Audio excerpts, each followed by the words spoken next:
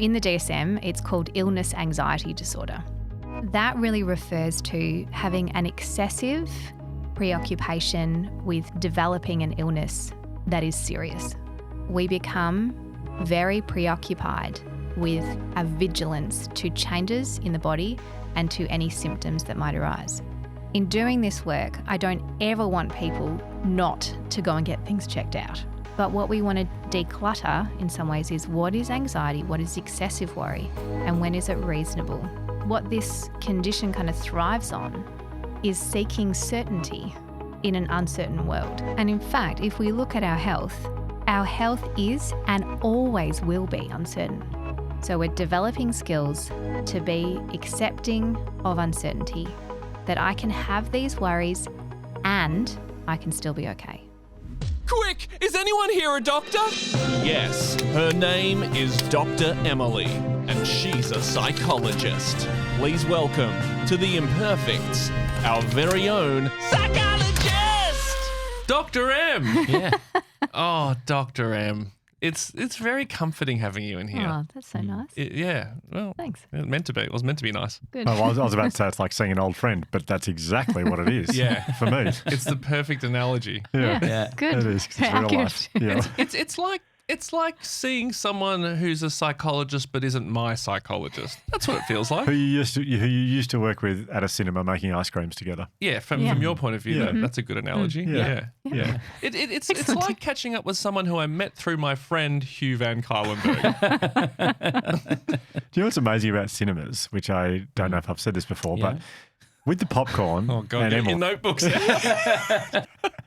Yeah. you know, so you decide you get to get popcorn. You're very excited to get your popcorn. It comes in that huge big thing where the popcorn's made and it spills out. Yeah. End of the day, Em and I, and I'm guessing they still do it, would get this gigantic. I mean, that's the biggest plastic bag I've seen in my Probably the entire largest. life. Yeah. And you put all the popcorn into this huge garbage bag, really. Yeah. Yeah. Next day, just get in there, put it back into the machine, put it back in. Yeah. Really? And not so there fresh. is a Hang on, chance. sorry. The popcorn you're picking up off the floor goes back in the machine. Oh, no, out of the machine. So at the end of the day, you look at the machine and there's still popcorn left there that hasn't sold. Yeah. Put it in a big garbage. It's actually a big garbage bag. Seal it up. Seal it, just, tie a knot on it. And then What sort of knot? the twisty one, the only one I know. Yeah, great. And then you put it back in the popcorn machine the next day, and you keep doing that. So there is a chance at the bottom of that popcorn, it's been there for years. Maybe some popcorn that Em and I made. Popcorn. could still be there. It's kind of like the master stock in a kitchen. You know, like there's like a master stock. Oh, yeah. Where there's Or like a they keep sourdough adding starter. to it. Or a sourdough starter. Oh. It's like there's a part of, apparently, I mean, I haven't worked in a kitchen for years, but there's like apparently like a part of a stock that's like they keep adding to it over years and years and years. So it's like that.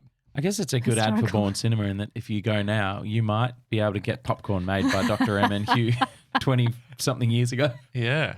Anyway, is this what you want to talk about today? Absolutely. Yeah, great. If we haven't covered anything off, please feel free to chip in. Good. No, so Dr. M, every month you drop by and for people who don't know, you look back at one of our previous episodes of The Imperfects, you find a moment or a story or something that someone talks about and you expand on it in a clinical way. Yeah. And which episode are you looking back on? I wanted to look back on a part of Brian Brown's episode. Oh, Yeah. the Australian icon, Brian Brown. Yes. Yes. Laconic and iconic. Yeah. Yeah. And Brian Brown from Along Came Polly fame and just Break 'em around. Breaking around, Two Australia, Hands, everything. Yeah, so many Over films. 100 productions. Yep. Yeah. Oh, there you go. Yep. But there was a particular part of his episode that highlighted something that I see really frequently in my practice. And I will also acknowledge that a little while ago I put out a call on Instagram to see if there were topics that people might like me to address, and one of them was this particular topic. And what was that? And it's health anxiety. Health anxiety. Health anxiety, and I'll explain it more clinically, but that's kind of probably the term we would use colloquially. Oh my God. we got it. Yep. Colloquially. That word. Don't need Yeah. to say it. Yeah. Yes. I will explain the clinical criteria and diagnosis around that, but generally speaking, we would refer to it as health anxiety. Yeah. Never heard of that before in my life. Health anxiety. Really? No. I mean, other than the fact that I knew you were talking about it today, Yeah. but before you brought it up, I'd never heard of health Really? anxiety. Never. Really? Oh. No. Yeah. Okay. Well, Is it a common thing that you deal with a lot with your clients? yeah, it can be. Absolutely. You know, I certainly work with this kind of presentation. And I think also as, you know, sometimes as we age, we get more exposed to this distress and this discomfort about our health and the possibility that there might be something serious here. So there's a whole heap of research that sits behind this, and it is a clinical diagnosis that we can absolutely identify based upon a particular criteria. So in this clip, prior to the clip that we will show, Brian Brown is talking about an experience he had when he developed a urinary tract infection and the symptoms that he experienced that were quite distressing to him. Yes, after that. Yeah. But I thought perhaps we can play Brian's excerpt just as one example of how it could look. This is not certainly the only manifestation of that. But what I didn't realise, every time I'd start to travel or go somewhere, what would happen to me is I'd go somewhere and I'd start to want to pee more. What was happening was that subconsciously I'm thinking, oh, I'm going to such and such a place. Well, I hope they've got a really good hospital there if I get sick. Well, maybe they haven't got a good hospital there. So that was building up the anxiety. But what it was showing was that I was wanting to pee. Yeah. The first time this happened, I went to the doctors and it was like, okay, you've got a urinary infection. Again, we'll give you these antibiotics. I didn't have a urinary infection at all. I had anxiety, and that was bringing it on. But it took and that would happen to me. That happened to me during the next 12 months quite a few times, right? And it was, oh, not this again, not this infection again. I knew how important it was. I had to get rid of the infection. Well, I didn't have an infection. I actually had anxiety. Right. And so it was only when I was with Matilda, my daughter, and we were coming from Sydney down to the Melbourne Film Festival or something, and as we went to get on the plane, I went, oh, God, Tildy, I've got that. I must have the infection again. I want to go to the toilet. And she said, Dad, you're like me when I go for an audition. I want to pee. And I went, is that what it is? Is that I haven't got something's making me want to pee? So I said, all right, I want to talk to when I went home, I said to my doctor, I want to see a psychologist. I reckon that's with all the changes coming in the world with AI and things that are going to change up. I reckon one of the things that changes that we will no longer be using the word pee. I feel like that is a word that older men use, and when they are gone, so too, the word pee. Did you think of our grandpa? I did. Yeah, I thought of our grandpa when I was listening to that again. I could just imagine him saying that. Oh, I need to take a pee. Yeah, but I don't reckon. I don't reckon our parents use that word. Yeah, pee. It's a word that's disappearing. Yeah, that could be the last time people ever hear it. Well, it's been great. Useful for the last time. Yeah, good to hear you again, P. So Em, unless you've stolen your thunder, is there anything else to say? I guess it was just a really poignant example of how anxiety can show up, and how our fears for our health can be held so tightly that actually it begins to cause us some problems. Yeah. You might go into this, but I think the interesting thing for me about that was that he did have a UTI originally that caused him quite some distress and quite an episode. But then as he said, then he didn't have it for the next year, but the physical symptoms remained, so he was still needing to pee. And so we'll look at that, like physiologically what's happening, because there are genuine symptoms that can be occurring, but we need to declutter what is anxiety and what's a genuine health concern. So if we would look at, in the DSM-5, which is the Diagnostic and Statistical Manual of Psychiatric Disorders, this is what we use to make clinical diagnoses. Psychologist Bible. Correct. Is it international, or is there like an Australian one and a... Well, that's a controversial question. There is also the ICD-10, which is the World Health Organization's classification system for psychiatric illness, which is separate from the DSM. The DSM is based out of America, as far as I'm aware. Mm-hmm. Yeah. So there are these two classification systems. They generally tend to be fairly similar, but there is some controversy, which I won't go into around that. But where are you planting your flag? What's the best one? So we're trained in the DSM, Yep. but it's also helpful to have an awareness of the ICD Yeah. to To know well. what's wrong. Yes. To know the wrong one so you can. Yeah, exactly. Yeah. Gotcha. So in the DSM, well, first of all, historically speaking, what we might be talking about here is what has otherwise been known as, in the DSM earlier versions, hypochondriasis or being a hypochondriac. Yeah, that's what I was. That's the first one. Is that the first one? Hypochondriasis, that Okay. was the condition or the disorder. Yeah. The one you use at primary school is the word is hypochondriac. You're a hypochondriac. Yeah. So I think it was 2013 that the DSM classification people decided to drop the term hypochondriasis, because if you think about, if I tell you you're a hypochondriac, what does that do to your experience? It's sort of Invalidating.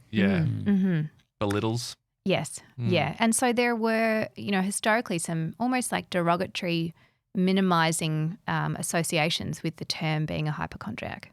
Yeah. That in some ways it really does say, like, you're just being ridiculous.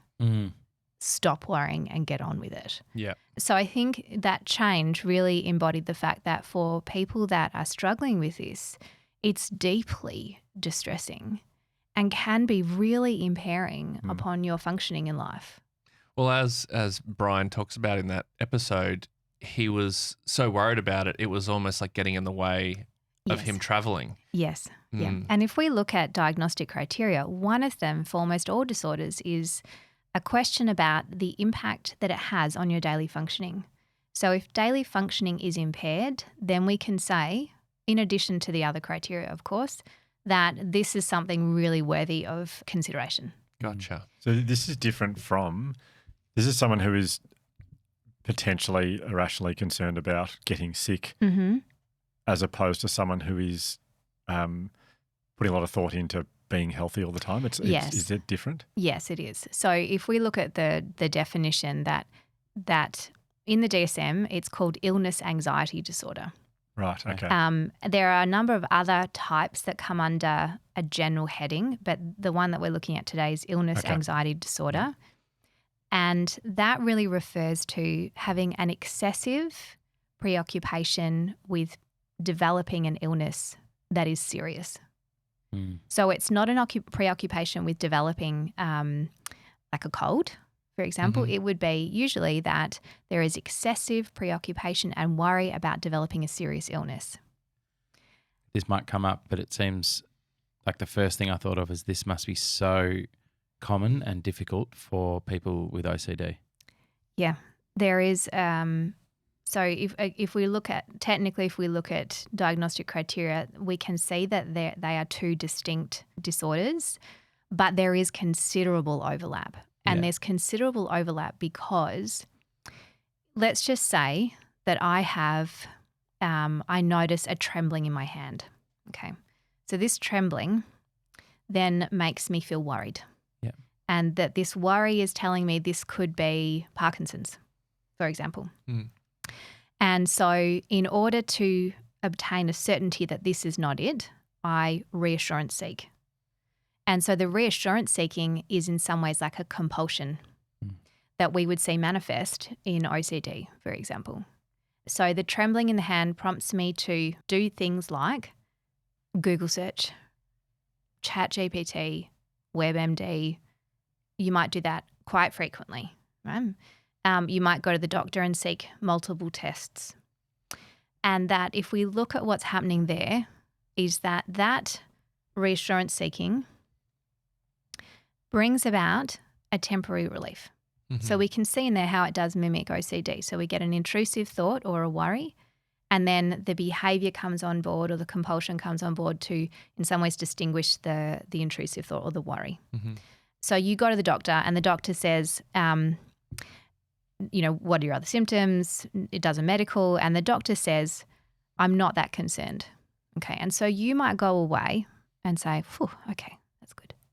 And then not that long after, the mind goes, the doctor said, I'm not that concerned. That's very OCD. Very OCD. Yeah. And what this condition kind of thrives on is seeking certainty in an uncertain world. Yeah, right. And which is like maybe near impossible in many situations. And in fact, if we look at our health is and always will be uncertain because we will die. And so this is what is so, so challenging. This sits at the heart of this struggle, is that we're searching for safety and we're searching for certainty that I am okay. So when you said it mimics OCD, they are distinctly different things. They're not, or is that that's probably a poor phrasing by me, actually. You can have, in OCD, for example, your obsession could be around health. Yeah. Okay. And so then, yes, then we could say that this is occurring within an OCD diagnosis. Yeah. But it doesn't have to be. Okay. So there is a distinct diagnosis that is separate from OCD. And there are, in the end, it doesn't really matter. Like in some ways, yes, finding the diagnosis, being clear about that is very, very useful for treatment. But in some ways, the treatment is very similar. Yeah. Because at the heart of both of those is this yearning for certainty that I'm safe or that people around me are safe, and that there's a fear of loss in here in some way. Yeah. So I want to give you an example, though, of what happens and what kind of exacerbates this struggle. If you imagine that you've got an alarm in your house, if you have a house alarm, you can determine its sensitivity to pick up movement inside the house. Yeah. And I always remember my parents were away at one point and they got a call from the alarm people to say the alarm had gone off. And in essence, they determined that it was a moth that had flown through the house. Or across the sensor. No, there was no break-in. There was the moth was not stealing stuff. Yeah, and if it was just one moth, I wouldn't be worried. But if it was multiple moths, then you got to be worried. Yeah. Check the locks, obviously. But moths are sneaky. So if we think about that the sensitivity of the alarm system was very high. So it detected threat very easily, right? So what they had to do, obviously, was turn down the sensitivity so that it was only going to be larger creatures that was going to set off the alarm. Yeah. We can think about this in terms of our internal threat alarm system. Is that for people that are anxious about their health, it's like the sensitivity on the internal alarm is turned up. God, that's a killer analogy. Thank you. So what that means is that we become very preoccupied with a vigilance to changes in the body and to any symptoms that might arise. And the paradox of this is that the more vigilant you are, the more you will notice changes, the more that you will interpret those changes as dangerous, and the more that will trip you into a threat fight-flight response. The problem with the fight-flight response when it's being misfired is that it will also bring on physiological changes that make this whole situation so much worse. A great example of this is that if you have concerns about your heart, right? You might have some sort of, and this might be based on maybe there's a family history of heart disease, for example. Maybe at some point in your life you've been told, there's something around your heart that you should pay attention to. So now we get a vigilance to my heartbeat and a vigilance to changes in my heart. And if we look at the function of anxiety, it increases our heart rate. That's cruel. Yes, it is. And so that means that we kind of sit in this perpetual state of worry and then reassurance seeking. And I'm assuming that then like anything in your body that feels off, you probably the first thought that pops into your head is like, well, my heart. I've got a problem with my heart. I've got to watch my heart. Maybe that's connected. And it doesn't take many like Reddit searches 100% to find something that kind of confirms that. Yeah. And what a disruptive, like it'd be very hard to live a happy, fulfilling life if that is It is. with your alarm system, Yeah. like Mm-hmm. that finely attuned to things Yeah. that might be going wrong.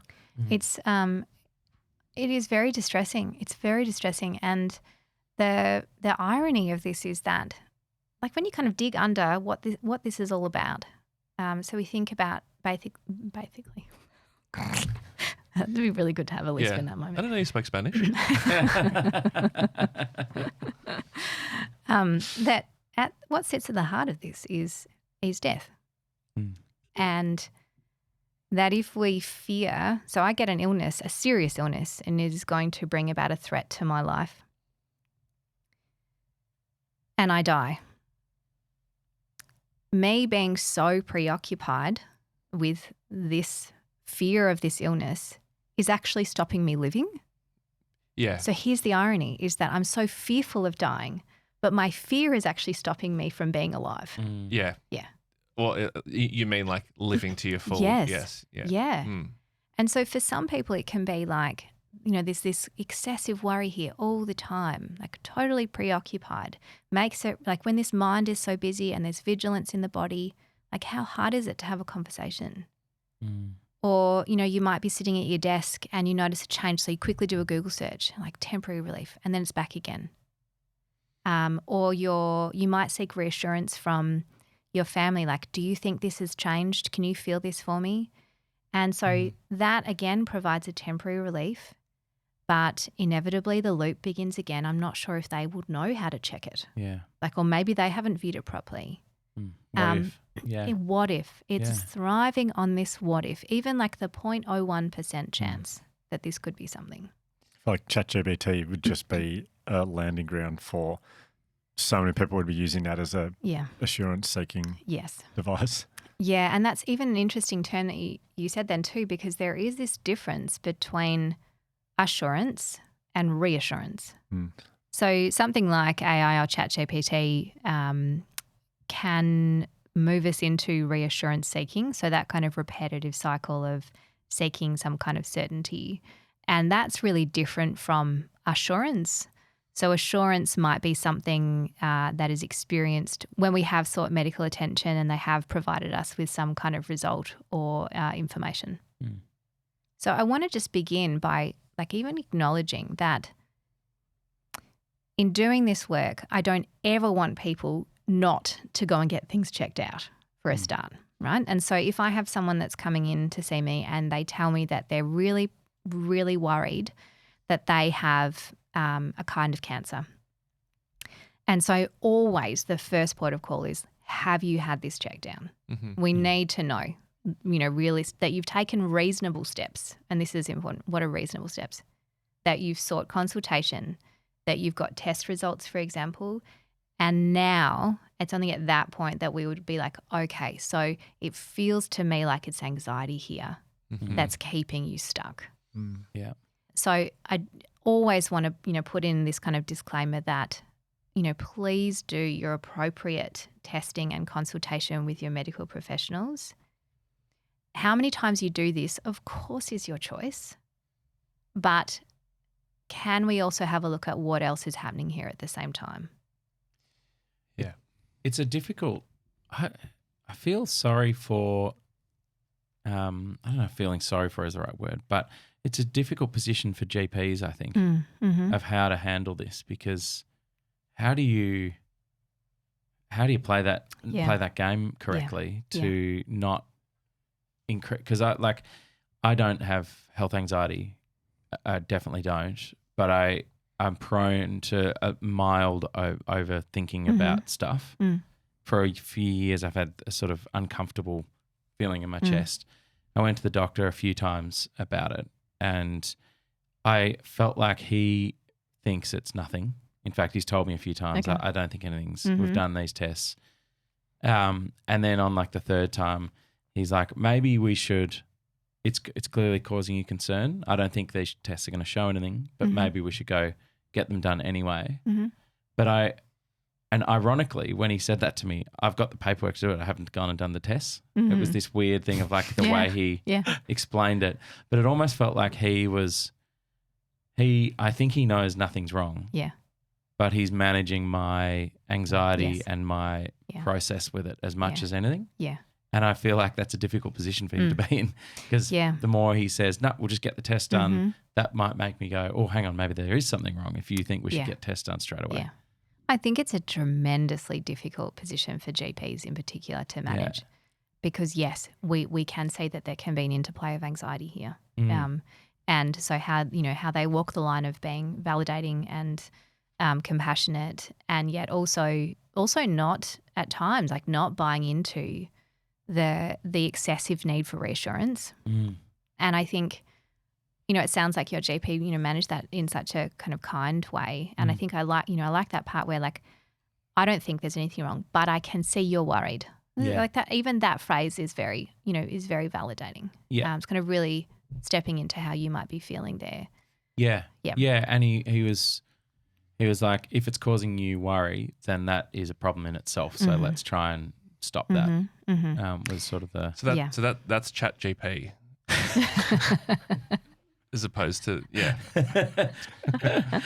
like the opposite of the experience. I called Em last week to tell her about the experience I had with my GP. Not my GP. My GP was busy and I wanted to get a referral to see a psychiatrist. I was hoping to get medication for my ADHD, which I need to see a psychiatrist for.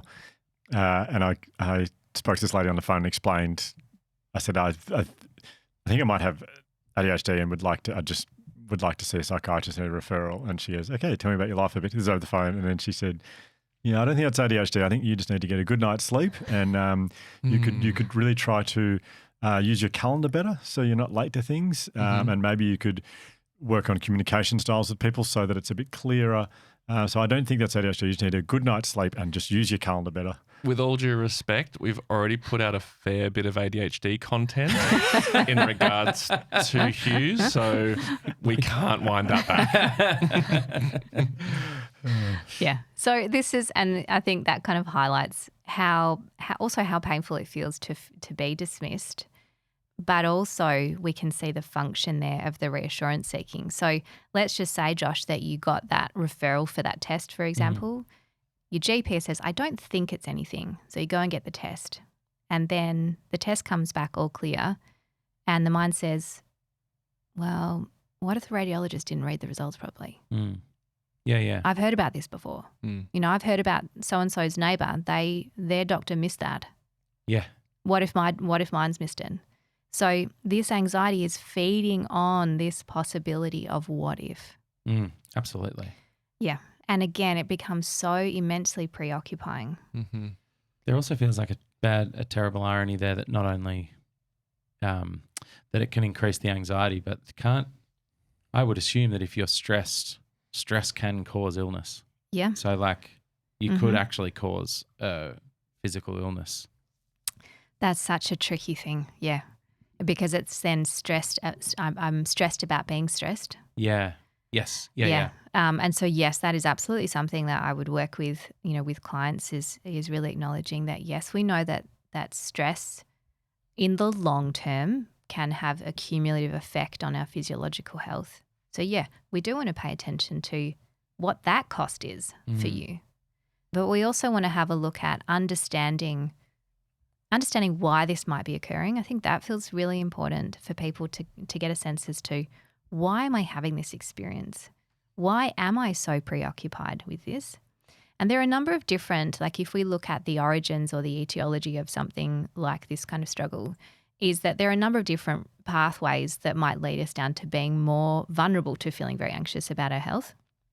And a very obvious one is that it would be through exposure to loss and illness, often earlier in your life. So if you as a kid have been exposed, for example, to the loss of a parent or a caregiver, to an illness, that sometimes for some kids that elicits a belief that the body is unsafe, that I am unsafe. I therefore need to pay attention more so that doesn't happen to me. So it's this notion of a vulnerability to harm. Okay. And it's very understandable that as a kid, you might, you witness and experience this loss or this threat. And as a result, to cope with that, you then develop like greater attention to my body and to what's happening in it. We also will notice that just exposure in general, even in adulthood, to people that are close to us that may die or that do develop a really serious illness, that sometimes exposure to that can also then increase our fear. Mm-hmm. And again, so understandable that this would happen. And, so many of us work with, live with, spend time with people who have health anxiety. Maybe we don't call it that or they don't know it's that, but it's the constant fear and anxiety about something wrong. Obviously, like we're not doctors, and so we can't say for sure. We can't give any certainty. Yeah. And you want to be supportive, but there comes a certain time where you kind of you don't want to not take what their claims are seriously. You want to take everything seriously and believe them. But if you have a fairly good feeling, it's like, I don't think that's like, how do you approach that? How do you? Yeah. And I think actually there is actually a similar protocol when it comes to supporting someone with OCD. And, Hugh, I don't know if this feels appropriate. Please tell me. Okay. That, like, how we best support someone who might be engaging in compulsions, for example, in that reassurance-seeking mode. That, that there is, of course, this invitation here and encouragement to be kind and compassionate, but to not engage in the reassurance seeking with them. Which is so hard when they say the worst possible thing about themselves and you have to go, maybe that's true. Yeah, yes. Because even when you know it's not. Anyway, yeah. Yeah, so it's the maybe that's true. Yeah, possible. And but to provide that reassurance that even like, it might even be you've done the tests, you know that you're okay. That even is reassurance. That is like reassurance provision, right? Yeah. So it may be, and we'll kind of come to working with this a little bit more in a minute, but it may even be something like, it sounds like you're having a really hard time with that today. So we're actually just really validating and compassionately acknowledging that here is the fear. Yeah. Okay. Rather than engaging in the stop worrying about it, you're okay, you've done the tests, we know that this is the case.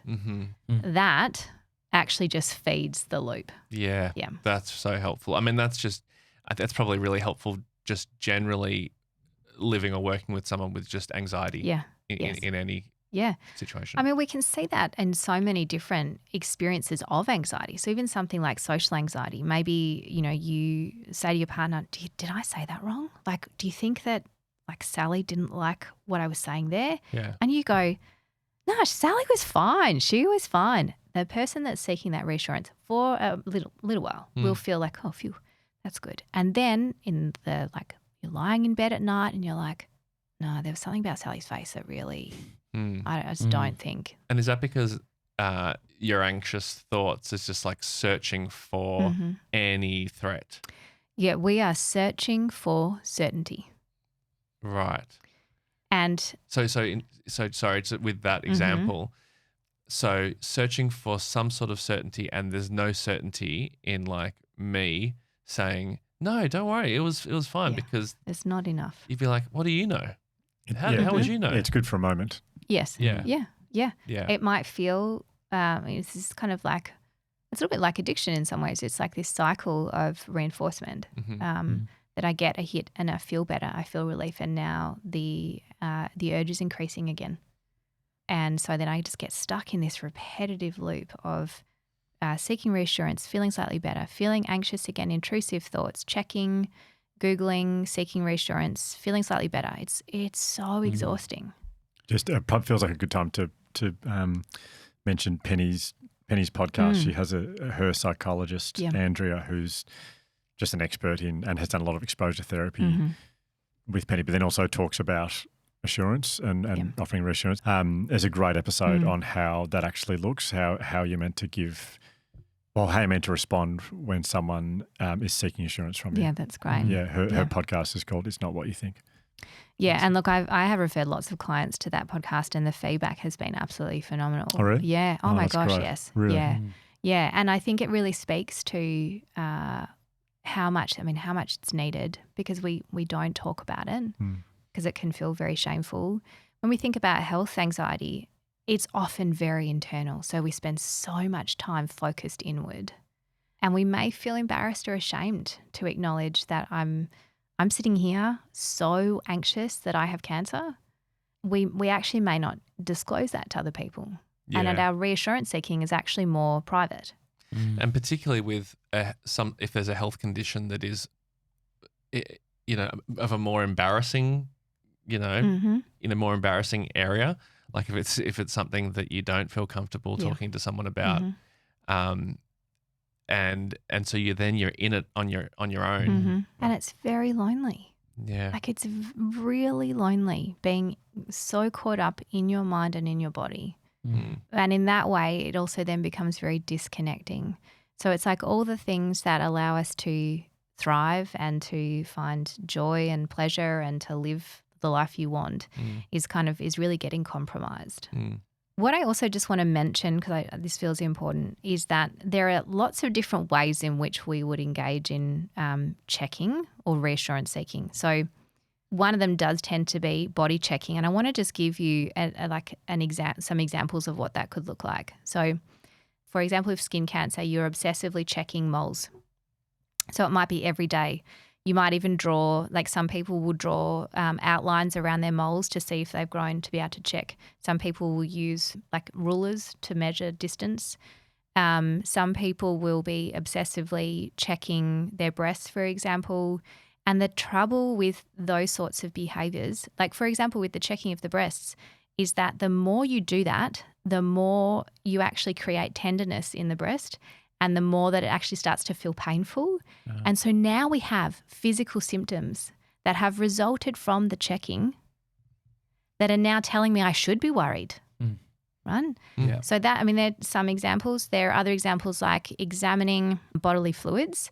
So for example, like checking your poo frequently. It can be sometimes even like fingernails, like there's these changes in my fingernails and I've read somewhere that could be a sign of liver cancer. There are just so many incarnations of this body checking that it's actually unrelenting. I don't think I've ever had health anxiety for a period of time, but that the moment where, this is a bit graphic, but the moment where after you've gone to the bathroom, you've done poo, and you see it's red, the 2 seconds until you remember you had beetroot. I was going to say the same thing about asparagus. Oh, yeah. Yeah. But those 2 seconds, that's an anxiety that goes quickly and you're like, oh, yeah, that's right. But then it's almost like that's the certainty that you luckily get from that. Yeah. But I imagine that feeling before that realization is that like the health anxiety that people are living with? It absolutely is. It's kind of a crippling dread. Oh, that is horrific. That's horrible. Yeah. Can you have health anxiety for someone else? So you can be on behalf of your child or your partner. Absolutely. Absolutely. Like that'd be a common one. It certainly can be like a strong, and we're really looking at this notion of a preoccupation with and worry about my health, but it also can be other people's health. I also want to acknowledge that health anxiety or illness anxiety can also be present when you've had a diagnosis as well. So, for example, maybe you have had a cancer diagnosis and maybe you've gone through treatment and all your tests are clear, but the experience of that diagnosis has made you understandably that must be so common. Much more vigilant. Yeah. But there is then this question. So in this, and I would say, and this is certainly my lived experience, is that having had breast cancer before, is that experience in some ways has undermined your sense of safety in the body. Yeah. That I can now no longer trust that it is well. So then it can absolutely lead you down a pathway of becoming extremely vigilant to any changes or any signs in the body that something is off here. And the deep challenge in that place is to be able to acknowledge that, yes, this has happened. But when I get so hooked into that worry, once again, I'm taken off track to all the things that I want to live my life by. Yeah. Yeah.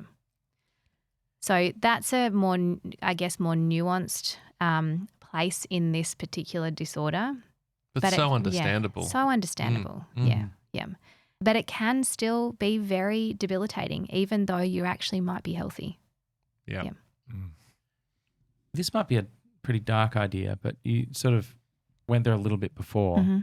At what part of this is, if we're seeking certainty, at what part of this is accepting the certainty of death an important step? Yeah. No, it's not a dark place. And I think actually it's so interesting you say that, because that's in some ways exposure work. That we will actively, and I've spoken about this in terms of when I did an episode on grief, is that we have such a discomfort in talking about death that actually the more that we can lean into being able to have these conversations, to speak it, to lean into, so if death is the end game, how do I want to live my life? These conversations actually expose us to the anxiety. And what we know about anxiety is that the best way to manage it is through exposure. The worst way, or the way that keeps it going, is through avoidance. Yeah. So, and even if you look at, the gold standard treatment of OCD, for example, is exposure and response prevention, right? So it's exposure to the anxiety and then preventing the response, the behavioural response, for example. Yeah. But in all anxiety work, really the heart of it is we need to expose ourselves to the anxiety to be okay with it. And so, in doing this work, like if people come in to see me, really kind of what we're looking at here is developing the skills to tolerate the discomfort of uncertainty. So we're developing skills to be accepting of uncertainty, that I can have these worries and I can still be okay. Yeah. How does that make sense? It does. Yeah, really well. Yeah. Okay. Good. Yeah. It's just such a big jump for probably most people. I mean, anyone who is predispositioned to experience health anxiety or something like OCD. Yep.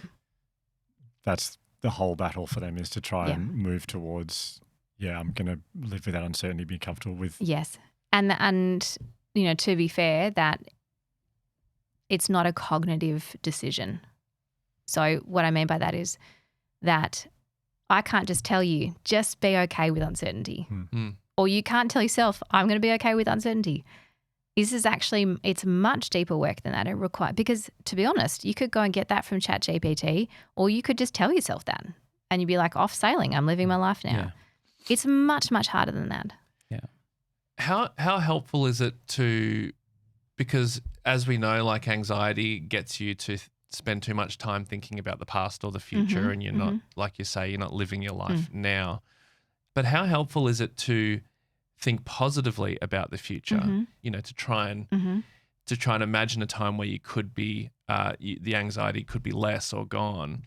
I often think about, I think I read this in The Courage to be Disliked, or one of those books where it's to imagine the spotlight on you and to be present, to think like, what can I do now, and how can I feel better right now, as opposed to the overwhelming and impossible feeling of like, I'll one day be better. Yeah, no, you're spot on. And that is absolutely, what we would target in a big way.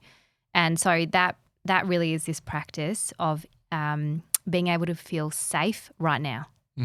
So, and that would be in conjunction then with things like what's called urge surfing or delaying the urge. So I'll explain that in a minute. But yes, any practice that allows us to come to this present moment and to change the lens through which we're viewing our body. So with health anxiety, it's a very strong, like very, very strong vigilance to internal sensations. And we want to be careful with how we work with that. So we might want to look at things like being able to actively use the body to change the stress response, for example. So you might want to engage in breath work where we're actively eliciting the relaxation response to give the body a break, to know what it feels like to let go of holding on so tightly. We might do something like a progressive muscle relaxation exercise, which is where we progressively tighten and then release our muscles. So you can easily Google that one. So we might want to practice, some skills there that are really about tolerating distress, and that we would use the body to help us calm down in those moments. We can also then look at, the practice of mindful meditation, and mindfulness meditation might involve bringing awareness to a part of the body that feels safe enough. So it could be the breath. It could be just mindful walking, for example. You can just notice what it feels like to lift the leg up and put the leg down. Lift the leg up, put the leg down. So we're really kind of practicing training attention to be here in this present moment, not off in the life where I'm going to die. So any practice that allows you to remain grounded and connected to this present moment will be very, very helpful. There's that part. We also do want to have a look at delaying the urge. So what this means is that we delay the urge to engage in the compulsion or the reassurance seeking or the checking. So that might be an hour at a time. It could be half an hour at a time. It could be longer than that. So it might be something like that you have a bit of a rule that, let's just say you notice a sensation in the body, and I will preface this by saying, and it's not like an emergency. So it's not that you genuinely think you're having a heart attack, or that there's a fever or an infection, discarding those medical issues. But let's just say you notice that you have something on your hand, and the mind jumps to, this is skin cancer. There can be, and again, I say this really lightly and gently, a rule of thumb that you might want to just sit with that for a week or two. So give yourself a week. Well, that sounds like a lot. But that's you saying leaning into exposing yourself to the anxiety. Yeah. So we are leaning willfully into uncertainty. So that we're kind of starving that compulsive response. So what are you saying to yourself in that moment? So then we really need to bring on board a whole lot of, this is actually really complex, I realize as I'm saying this.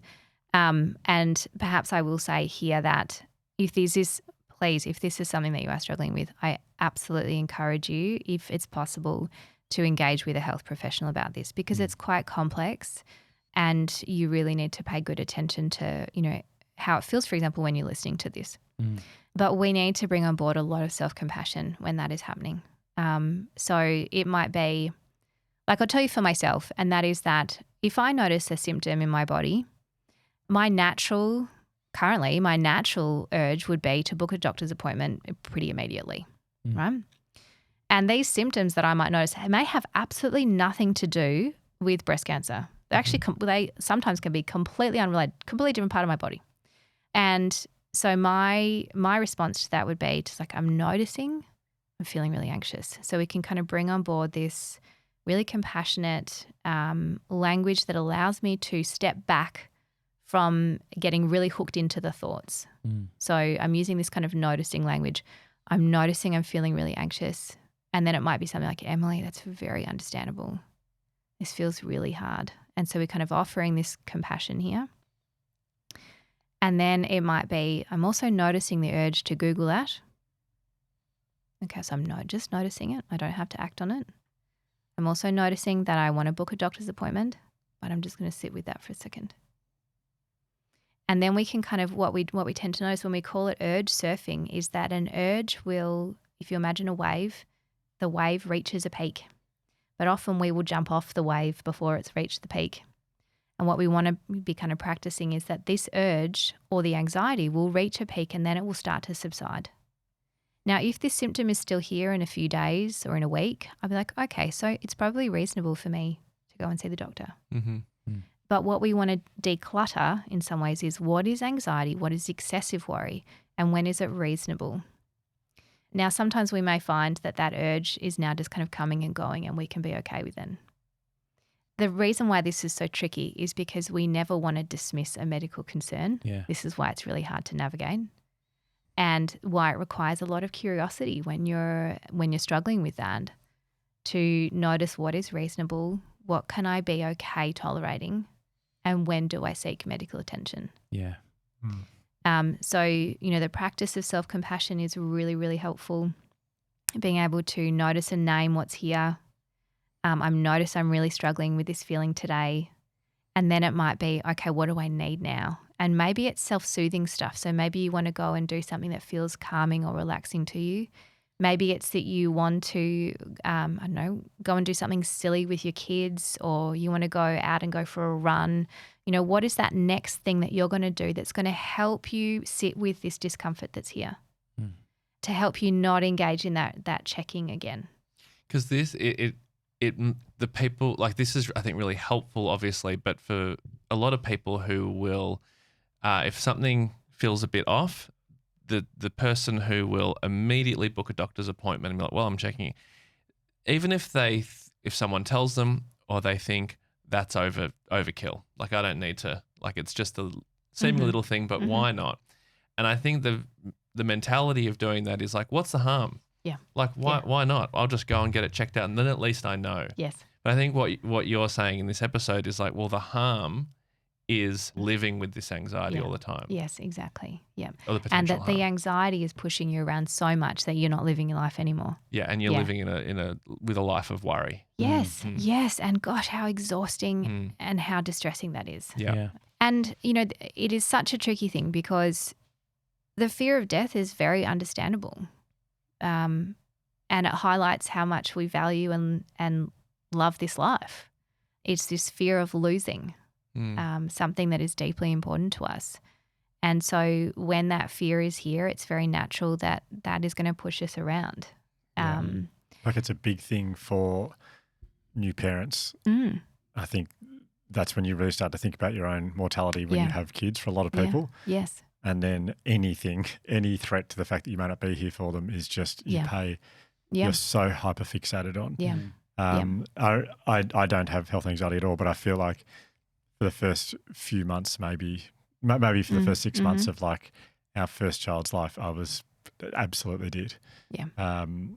But yeah, so I just acknowledging it's probably a lot of parents who and it's all of a actually sudden have it's this. very common in the postnatal period to have a lot of intrusive, anxious thoughts about their child's health. Very, very common, and also very distressing. Their child or their own, but will come sometimes both. So yeah, well, that's because I was thinking like my health, and yes, people would have it for their own health now that they realise they've got to keep someone alive. But yes, exactly. So it tends to be both. Well, it can be both, not necessarily at the same time. I know some people that have never had any concerns about their health, and then as soon as they had a child, became absolutely terrified of becoming sick because now we have this tiny little baby that is reliant upon me. Yeah. So and so again, it's just really holding this very compassionate stance here that we know why this would be occurring, but can we step back from it so that it's not pushing us around, like it's not sitting in the driver's seat all day, every day, and I'm just this passive passenger that's coming along for the ride, like the anxiety ride. It requires so much real attunement to what you're doing. So it's a little bit like, instead of, if you imagine that you're sitting on a train and you're watching the scenery go by, that's the kind of stance that we're looking for, rather than being in the scenery. So that we're able to notice and name what's happening here with a bit of space. So if I can notice it, I am not the anxiety. Yeah. I don't want to put you on the spot here, so we can cut it out if you don't have an answer. But I'm wearing a band that gives you health insights. Yes. I've never done it before. An activity tracker. Yeah. And I haven't really done it until the last few months, and I thought I'd give it a go. And I find myself checking my sleep scores and all that kind of stuff, getting a little bit fixated on it, but it's certainly not an unhealthy place for me yet. But is there an increase in presentations of health anxiety correlated to more of these tools and devices out there that people can wear? Does it feed the beast, so to speak? Look, being transparent, I don't know the data on this. My hunch is that it would. It's almost like, how do we, can we use it for good or evil? Yeah. And that may not feel like an intentional kind of choice in there. But how are we relating to this information? Am I using it just as a data point, or am I using it as an alarm, like an alarm that something is wrong? And, that kind of really opens the door to a different kind of anxiety, more around like a longevity, and sometimes a preoccupation and obsession with health rather than an obsession with being unwell, an obsession with being well. Oh, yeah. And that's that's being fed to us a lot on social media algorithms, for example, is this big burgeoning preoccupation with the wellness industry, really. Yeah. If we look at any diagnosis, for example, again, one of the key criteria in almost all of them is impaired daily functioning. So maybe you're not really anxious about becoming ill or unwell, but you're really preoccupied with your health. That will often mean that and I think Dyson Heppel actually talked about it in his episode, where he was so preoccupied, for example, with what he was going to be able to eat when he was going out. So it's the preoccupation that actually impairs our life. So anything that moves into preoccupation is, for me, kind of an alarm bell that we've moved into basically more rigid and inflexible responses. Oh, yeah. So, of course, it's okay for us to dip in and out of feeling worried. Nothing wrong with that. This is very normal. It's very normal to, at times, be worried, quite a lot about something. Yeah. But it's when it turns into it being rigid and inflexible or black and white that we really are encountering more problems. And I think that tends to show up, or at least in my observation, that tends to show up a lot around the health and wellness industry.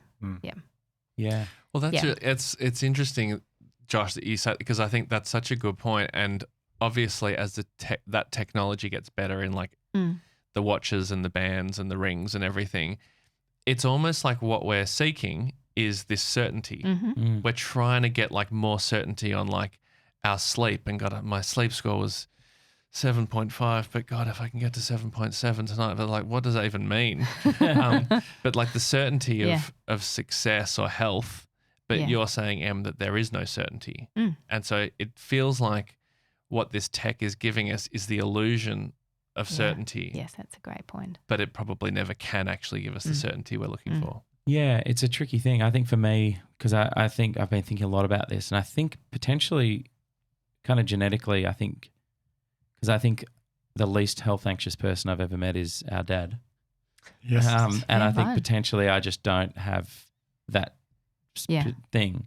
So for me, wearing this has been kind of just a positive, because I've looked at it and gone, maybe I haven't strained enough today. Maybe I should walk home instead of catch it.